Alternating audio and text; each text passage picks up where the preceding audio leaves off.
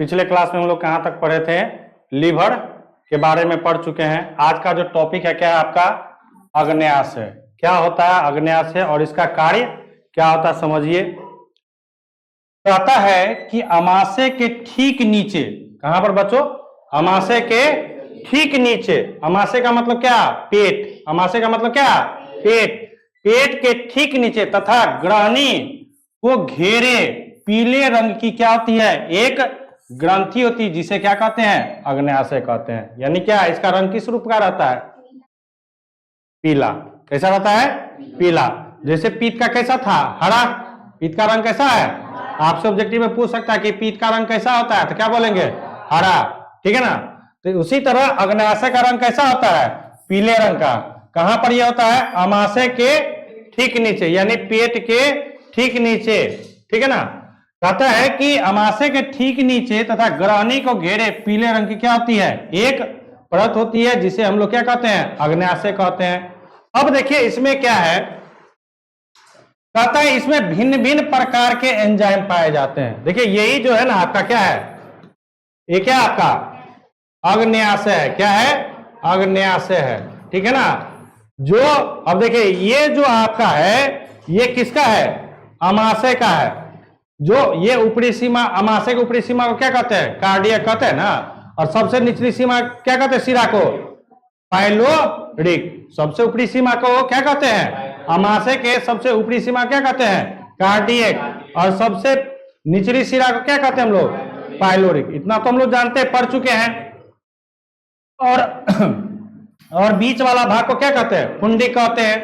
तो अब उसी में कहता है कि इसमें भिन्न भिन्न प्रकार के क्या होते हैं? एंजाइम पाए जाते हैं। और आपको पता है बच्चों के एंजाइम के बारे में आप लोग को हम बता चुके हैं कि विभिन्न प्रकार का एंजाइम विभिन्न प्रकार के कार्यों को क्या करता है? कार्य करने का करता है। कुछ एंजाइम ऐसे होते हैं जो भोजन में उपस्थित क्या कार्बोहाइड्रेट तोड़ने का काम करता है। कुछ एंजाइम ऐसे होते हैं जो वसा को तोड़ने का कार्य करता है। कुछ एंजाइम ऐसे होते हैं जो प्रोटीन का कार्य तोड़ने का कार्य करता है। और कुछ एंजाइम ऐसे होते हैं जो हमारे भोजन में क्या विषाक्त चीज, मतलब क्या बैक्टीरिया जीवाणु जो गया रहता है उसको क्या नष्ट करने का भी काम कौन करता है? एंजाइम के द्वारा ही होता है। अब समझिए कि कहता कि अग्न्याशय का कार्य, अब ये इसका कार्य क्या है? कहता कि ये ऐसे पदार्थ यानी एंजाइम का उत्पादन करता है। कहता है कि ये जो अग्न्याशय इसका कार्य क्या है? कहता है कि ये ऐसे पदार्थ यानी एंजाइम का उत्पादन करता है जो पाचन में क्या करता है? मदद करता है। क्या चीज करता है? इसका कार्य क्या है? पाचन में क्या करना? मदद करना। और ये ऐसे हार्मोन भेजता है जो आपके रक्त प्रवाह में शुगर की मात्रा को भी क्या करता है? नियंत्रित करता है। अब देखिए हमारे शरीर में विभिन्न हार्मोन पाए जाते हैं, नहीं पाया जाता है? इसी हार्मोन के कारण क्या होता है? किसी में बाल उड़, किसी को दाढ़ी जल्द समय में ही आ जाता है, किसी को क्या होता है? मूछ आता है, किसी को मूछ नहीं आता है। तो विभिन्न प्रकार का हमारे शरीर में क्या है? हार्मोन क्या होता है? स्रावित होती है। और हम लोग पढ़ना है आगे एक चैप्टर है, वहां पर हम लोग को हार्मोन के बारे में पढ़ना। मानव में कौन कौन सा हार्मोन क्या होता है? स्रावित होता है। और उस हार्मोन का कार्य क्या, कौन कौन सा किस प्रकार का कार्य करता है, और किस प्रकार के हार्मोन से हमारे शरीर में भिन्न भिन्न प्रकार की क्या इच्छाएं उत्पन्न होती है, तृष्णा उत्पन्न होता है। तृष्णा का मतलब समझते हैं ना? इच्छा का मतलब समझते हैं ना? प्यास का मतलब समझते हैं ना? हाँ, तो ये सब जिसके किसके कारण होता है? ये सभी के सभी क्या हार्मोन के कारण ही होता है। तो जब उस चैप्टर में जाएंगे बच्चों तो वहां पर हम लोग क्या करेंगे? उसको डिस्कस करेंगे। तो यहां पर समझिए कहता है कि ये अग्न्याशय में एक प्रकार का क्या होता है? हार्मोन स्रावित होता है। स्रावित का मतलब क्या? निकलता है, जो हमारे रक्त में ब्लड शुगर क्या चीज क्या करता है? रक्त प्रवाह में शुगर की मात्रा को क्या करता है? नियंत्रित करता है। अब शुगर तो जानते ही हैं कि आजकल हमारे भारत देश की बात नहीं केवल कर रहे, पूरे विश्व में शुगर का यानी शुगर मतलब डायबिटीज का पेशेंट क्या होता है? बढ़ते जा रहा है। क्यों? इसलिए सरकार क्या कर रहा है? आप तेल और चीनी का क्या कीजिए? जितना कम से कम क्या कर सकते हैं? खपत कर सकते हैं। क्योंकि तेल से क्या होता है? वसा फैट चर्बी बढ़ता है। और शुगर क्या होता है? चीनी, यानी क्या आपके ब्लड में चीनी की मात्रा क्या करता है? बढ़ाने का कार्य करता है, जिससे डायबिटीज का शिकार क्या होता है, अधिक से अधिक लोग होते जा रहा है। अब अगला है, समझिएगा, कहता है कि आंत ग्रंथियां, इसके बारे में थोड़ा हम लोग पढ़ चुके हैं। हाँ, क्या कहता है कि आंत यानी छोटी आंत के दीवार में कई ग्रंथियां होती है। हाँ, इसके आंत स्राव, आंत रस या सक्कस या एंटीरिकस कहलाता है। कहता है कि आंत रस मतलब क्या, आंत रस का मतलब क्या, जैसे हमारे पेट में विभिन्न प्रकार की ग्रंथियां होती है। हाँ, और जिससे जो क्या निकलता है, आंतरस निकलता है। आंतरस का मतलब क्या चीज निकलता है, आंतरस का मतलब क्या, एंजाइम स्रावित होता है यानी निकलता है।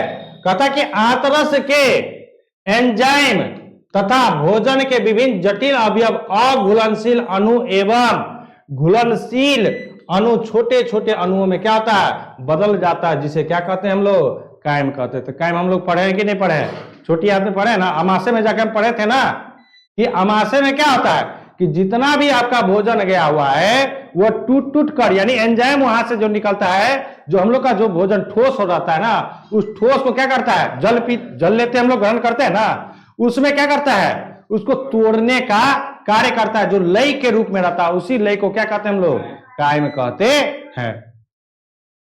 कहता है कि कायम कहते हैं, कायम और भी तरल हो जाता है, जिसे क्या कहते हैं, चैल कहते हैं। कहता है कि ये जो कायम है ना, ये तो गाढ़ा लय रहता है ना, ये और टूटता है, ये और टूटता है, मतलब क्या कि और ये क्या होता है, तरल के रूप में बदलता है, यानी और पतला होता है।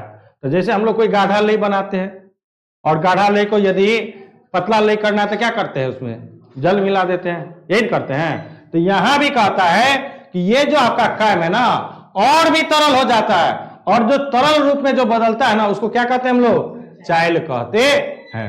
अब अगला टॉपिक देखिए, समझिए क्या है। अब है आपका कहां पर, बड़ी आंत में। कहां पर, बड़ी आंत में। कहता कि समझिएगा कि ये है आपका बच्चों क्या, बड़ी आंत की रचना। बड़ी आंत 3 भागों में बटा हुआ रहता है। एक होता है एसेंडिंग कोलोन। हाँ, मतलब क्या, एसेंडिंग मतलब बढ़ते क्रम। दूसरा ट्रांसफर, मतलब क्या, एक जगह से दूसरी जगह पहुंचाने वाला। और तीसरा क्या है, डिसेंडिंग। डिसेंडिंग का मतलब क्या, जो आपको मल द्वार तक, कहां तक, मल द्वार तक पहुंचाता है। तो समझिए क्या कहता है कि छोटी आंत आहार नाल के अगले भाग बड़ी आंत में खुलती है। कहता है कि छोटी आंत जो है वो अब कहां जाकर मिलेगा, बड़ी आंत में। कहां पर, तो आप अभी हम लोग जो बच्चों समझिएगा, ध्यान दीजिए एक चीज कि हम लोग पहले कहां से कहां पढ़े हैं। पहला पढ़े क्या, पहला क्या था आपका, मुख था, जो 2 भागों में क्या था, बटा हुआ था। हाँ, ऊपरी जबड़ा और निचली जबड़ा, और उसमें क्या अवस्थित था, दांत और जीभ। फिर आ गया आपका दूसरा क्या, ग्रसनी, और यानी फिर तीसरा आ गया आपका क्या, ग्रास नली, हाँ या नहीं। अब ग्रास नली कहां पहुंचा, चौथा पॉइंट में, आमाशय, जिसको हम लोग क्या कहते हैं, पेट कहते हैं, हाँ या नहीं। फिर ये आमाशय अब कहां पर जाके मिलता है, छोटी आंत में, यही है ना। अब ये आपको कहां जा रहा है, कहां पर, बड़ी आंत में। समझिएगा, ये अब कहां जा रहा है, बड़ी आंत में। तो कहता है कि छोटी आंत आहार नाल के अगले भाग। आहार नाल का मतलब क्या, आहार नाल को बताए ना कि आहार नाल जो है यह एक समूह है, समूह का नाम है, जिसमें विभिन्न अंग क्या आपस में जुटा हुआ है। आहार नाल कहां से शुरू होता है, मुख से शुरू होता है, और कहां तक, मल द्वार तक कहां फैला होता है। लेकिन मुख से लेकर मल द्वार के बीच में विभिन्न अंग क्या है, जुड़ा हुआ रहता है, और प्रत्येक अंग का क्या है, कार्य भी क्या है, अलग अलग है। ये हम लोग पढ़ते आ रहे हैं। अब उसी में कहता है कि छोटी आंत का आहार नाल के अगले भाग बड़ी आंत में खुलती है। छोटी आंत तथा बड़ी आंत के जोड़ पर एक छोटी सी नली होती है, जिसे सीकम कहते हैं। जिसे क्या कहते हैं, सीकम कहते हैं। यानी इस भाग देखिए, समझिएगा, यहां पर और यहां पर कहता कि सीकम, कहता कि सीकम के शीर्ष पर एक उंगली जैसी रचना होती है, जिसका सिरा बंद होता है, जिसे क्या कहते हैं, ये अपेंडिक्स है। यहां पर कभी कभी आप लोग सुनते होंगे हाँ कि उसका अपेंडिक्स का क्या हुआ है, ऑपरेशन हुआ है, सुनते होंगे। हाँ, अपेंडिक्स क्या होता है, जब आगे जाइएगा तो और पढ़िएगा, लेकिन समझिएगा थोड़ा सा यहाँ पर कि ये अपेंडिक्स होता है। क्या होता है अपेंडिक्स, समझिएगा कहां पर, सीकम के, कहां पर, सीकम के ऊपरी भाग में, क्या उंगली जैसा, लेकिन एक उसका अगला सिरा क्या रहता है, पूरा बंद रहता है। एक सिरा क्या रहता है, बंद रहता है, और दूसरा सिरा कहां से, सीकम से क्या रहता है, किसका, अपेंडिक्स का, किसका, अपेंडिक्स का, ठीक है ना, वो जुड़ा होता है। अब कहता है कि रचना जिसे अपेंडिक्स कहते हैं, जिसे क्या कहते हैं हम लोग, अपेंडिक्स कहते हैं। कोई दिक्कत है इसमें, आप लोगों को समझ में आ रहा है ना। चलिए, मेन है फिगर से ही समझना है बच्चों, जितना अच्छा से फिगर को समझेगा उतना ज्यादा आपको समझ में आएगा, ठीक है ना। ये भाषा क्या है, आप अपनों से लिख सकते हैं, समझ आइए, ये जो भाषा है आप अपने एक बार इसको रीडिंग कर दीजिए और उसको क्या कर सकते हैं, अपने मन से लिख सकते हैं, लेकिन रचना हमको क्या होना चाहिए, पता होना चाहिए। अब देखिए मुख गुहा, मुख गुहा में हम आप लोगों को जानकारी दे चुके हैं कि ये होता है, दांत होता है, जीभ होता है, जीभ पर स्वाद कलिया आता है जिससे स्वाद का पता चलता है, दांत में ऊपरी जबड़ा में कुल कितना 16 ऊपर होता है, 32 इधर, तो सुन के क्या कर सकते हैं हम, 16 16 32 होता है ना, तो ये याद नहीं, ये लिख नहीं सकते हैं। फिर ग्रसनी का क्या काम है, तो ग्रसनी में दो भाग, ग्रसनी भी दो भाग में बटा होता है, कंठ द्वार दूसरा निगल द्वार। हाँ, कंठ द्वार में क्या होता है, एक रचना होती है जिसको क्या कहते हैं, एपिग्लोटिस। हाँ, जिसका काम क्या है कि जब भोजन ग्रहण करते हैं तो वो क्या होता है, एपिग्लोटिस अपने सतह को क्या कर लेता है, बंद कर लेता है, जिससे भोजन, सना हुआ भोजन क्या श्वास नली में ना जाए। और कंठ द्वार में क्या होता है कि हमारे मुंह में जो लार होता है ना, उस लार से सना हुआ भोजन कंठ द्वार के माध्यम से कहा, इस ग्रास नली में पहुंचता है। और ग्रास नली में कर्माकुंचन होता है।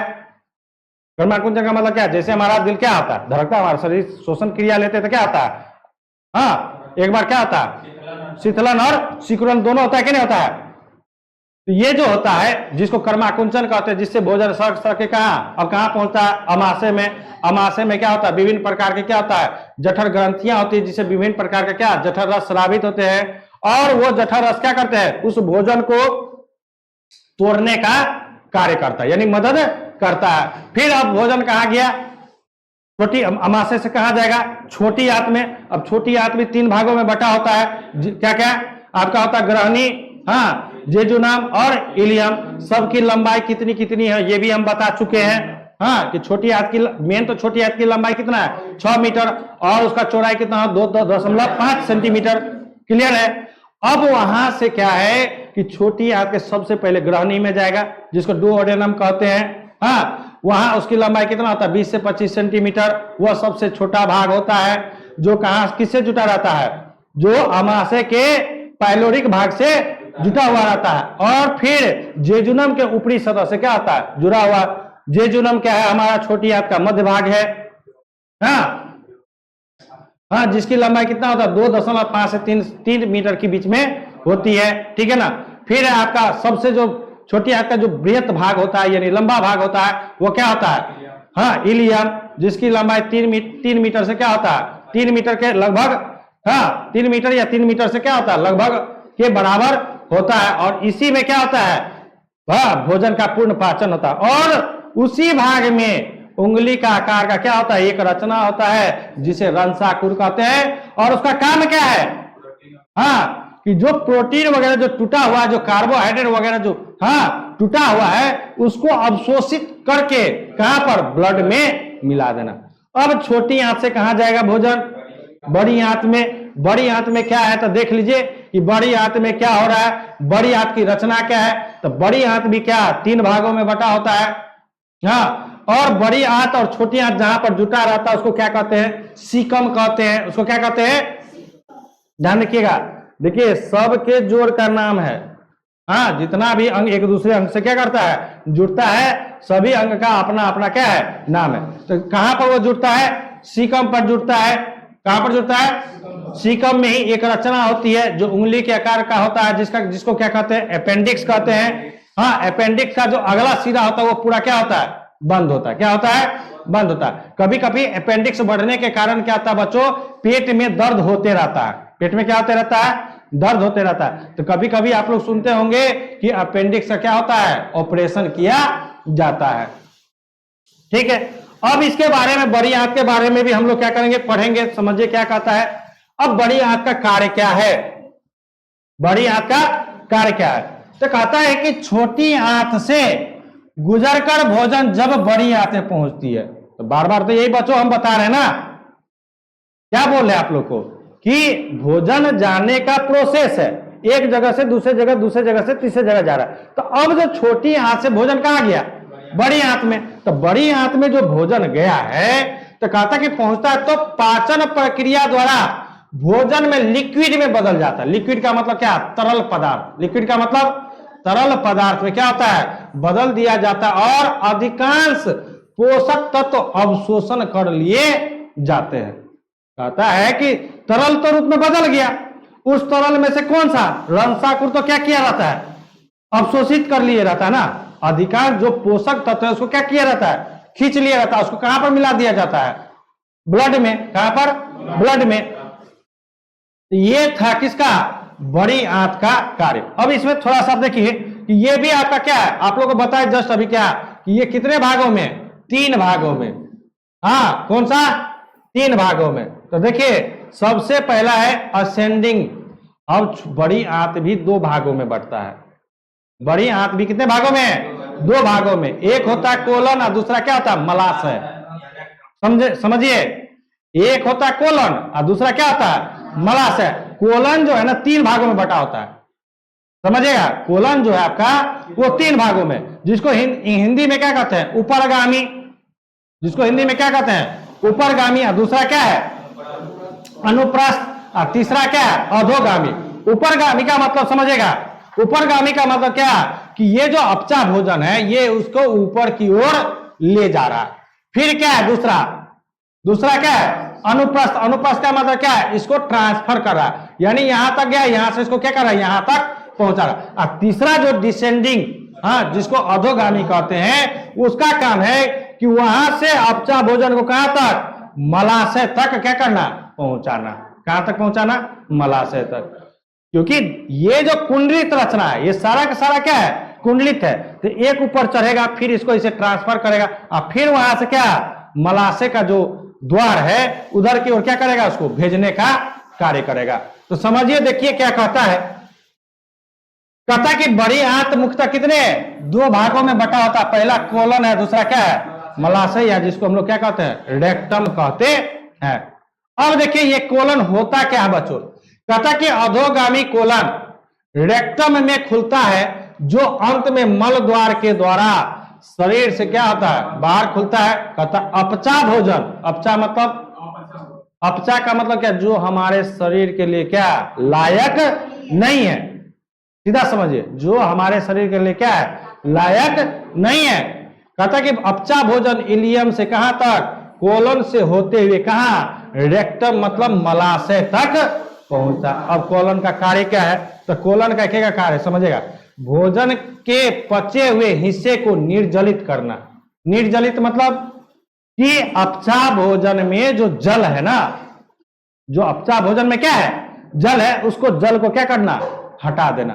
तब ना हमारा जो मल, जो हमारे लोग का जो मल होता है वो क्या आता है, उसमें जल रहता है, वो क्या आता है, सूखा मल के रूप में रहता है। तो वही कहता है निर्जलित करना, और उसे मल के रूप में क्या कर देना, बदल देना।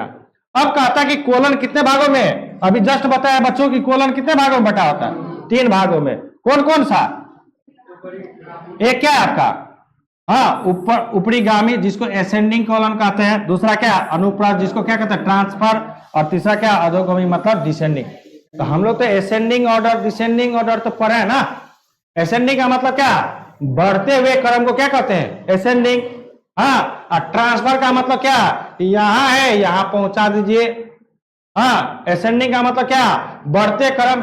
ट्रांसफर का मतलब क्या, एक जगह से दूसरे, लेकिन दोनों का क्या होगा, समांतर में, दोनों क्या है, उसमें कोई स्थान क्या हो रहा है, कहां पर, कि ये सीधा क्या है, सीधा सीधा है, यहां से यहां पहुंचा रहा है। और डिसेंडिंग का मतलब क्या, नीचे। तो समझिए ये हो गया क्या, जब ऊपर की ओर जाएगा एसेंडिंग, जब सीधा जा रहा है ट्रांसफर, और जब नीचे की आ रहा है क्या, डिसेंडिंग।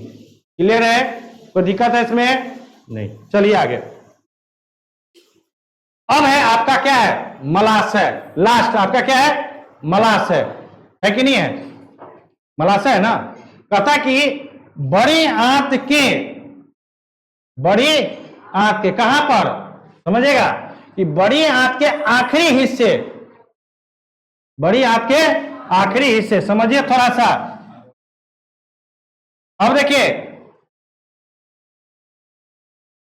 यही होता है ना बच्चों, बड़ी आंत का क्या आखिरी हिस्सा यही है ना, यही है ना। यहां पर क्या बड़ी आंत खत्म हो रहा है और यहां पर मलाशय क्या पार्ट जुट रहा है ना। मलाशय का ऊपरी सिरा क्या हो रहा, किसके साथ? अधोगामी कोलन के निचली सिरा के साथ क्या हो रहा है? जुट रहा है। तो समझिए यहां कहता है कि बड़ी आंत के आखिरी हिस्से के अंत से शुरू होता है। यही रचना होती है मलाशय का, क्या यही रचना होती है, समझिएगा। कहता कि अंत से शुरू होता है और गुदा के छोटे संकीर्ण मार्ग से, संकीर्ण मतलब क्या? संकीर्ण का मतलब क्या? काफी कम। संकीर्ण का मतलब क्या? जैसे हम लोग रास्ता होता है तो रास्ता चौड़ा भी हो सकता है, और जैसे गली होता है ना, गली क्या होता है? संकरा होता है ना। हाँ, संकीर्ण होता है ना, मतलब क्या कि उसकी बीच की लंबाई चौड़ाई क्या होती है? कम होती है। तो समझिएगा कहता है कि गुदा के छोटे संकीर्ण मार्ग तक जाता है और अंत में अपचा भोजन मल के रूप में अस्थायी तौर पर रेक्टम में क्या रहता है? संचित रहता है। कहता है कि आपका जो मल जो है वो कहां पर रहता है? रेक्टम में संचित रहता है, जहां से समय समय पर मल द्वार के रास्ते शरीर से क्या होता है? बाहर निकलता है। कहता है कि ये जो आपका मलाशय का जो भाग है, इसके जो ये रेक्टम वाला भाग है, यहां पर क्या होता है? मल जमा रहता है। मल क्या रहता है? जमा रहता है। और समय समय पर, हाँ, यानी जब भी हमको मल शरीर में क्या होता है, जब भी हमको लगता है, अनुभव होता है, तो क्या करते हैं? उसको हम लोग जाकर के क्या शरीर से बाहर उसको क्या करते हैं? निकालने का कार्य करते हैं। अगला जो टॉपिक है लास्ट, वो है क्या? गुदा। वो क्या आपका? गुदा। समझिएगा कहता शरीर से मल को बाहर निकालने के लिए एनल कैनाल की आवश्यकता होती है। कहता कि एनल कैनाल का मतलब क्या? कैनाल का मतलब क्या? कोई गुफा। कैनाल का मतलब क्या? कोई गुफा। उसकी जरूरत होती है। तो गुफा का क्या होता है? दो सिरा, एक इधर है एक उधर। तो कहता है कि यह प्रत्येक तरफ एक एस्फिंक्टर द्वारा बंद होती है और अंदर की तरफ इंटरनल एस्फिंक्टर होता है, अपने आप खुल जाता है ताकि मल क्या हो जाए? बाहर निकल जाए।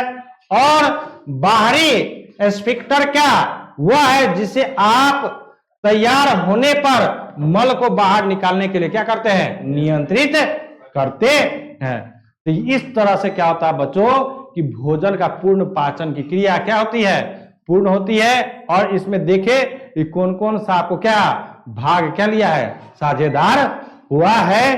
कौन कौन सा अंग भाग लेकर के क्या भोजन का पूर्ण पाचन से लेके शरीर से उस अपचा भोजन को निकालने में कौन कौन सा अंग किस प्रकार से कार्य करता है। तो आप लोग को ये पूरा समझ में आ गया होगा। क्लियर है?